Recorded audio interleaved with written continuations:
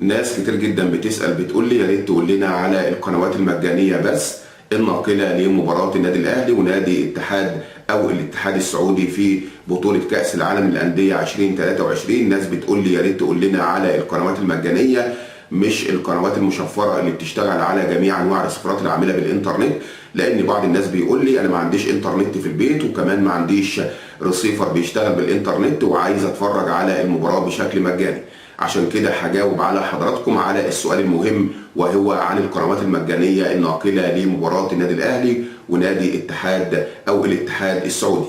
ألا بذكر الله تطمئن القلوب. اللهم صل وسلم وزد وبارك على سيدنا محمد وعلى آله وصحبه أجمعين. يوم الجمعة الموافق 15/12/2023 في تمام الساعة 8 بتوقيت القاهرة 9 بتوقيت مكة المكرمة، النادي الأهلي المصري هيقابل نادي الاتحاد السعودي في مباراة في قبل نهائي كأس العالم للأندية 2023. وكان نادي الاتحاد تخطى أو وصل للمباراة اللي قبل النهائية على حساب نادي أوكلاند سيتي وفاز 3-0. هقول لحضراتكم دلوقتي على القنوات المجانية بس الناقلة للمباراة، وقبل المباراة إن شاء الله بساعات هبلغ حضراتكم بجميع ترددات القنوات الناقلة للمباراة سواء مجانية أو قنوات مشفرة.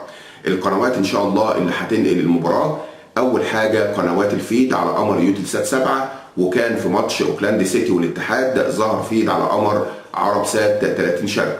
يعني القنوات المؤكد نقلها للمباراة هي الفيدات لحد دلوقتي. على فكرة في اخبار بتقول ان فرزش سبورت وفوتبول اتش دي هتنقل مباراه النادي الاهلي ونادي الاتحاد لان نسب المشاهده هتكون عاليه على هذه المباراه، فبالتالي القنوات هتنقل المباراه. ولكن اللي باكده لحضراتكم ان القنوات المجانيه المؤكده هي قنوات الفيد سواء بقى على قمر يوتلسات 7، على قمر يوتلسات 9، على 10، ممكن كمان على قمر يوتلسات 21، وكمان ممكن الفيد يرجع تاني على قمر عرب سات 30. وكمان ممكن احتمال كبير جدا ان قناه فرزش سبورت وكمان فوتبول اتش دي على القمر الياها سات هي كمان تنقل المباراه، ولكن مش مؤكد بشكل 100%. ولكن المؤكد ان القنوات المجانيه الوحيده هي قنوات الفيد.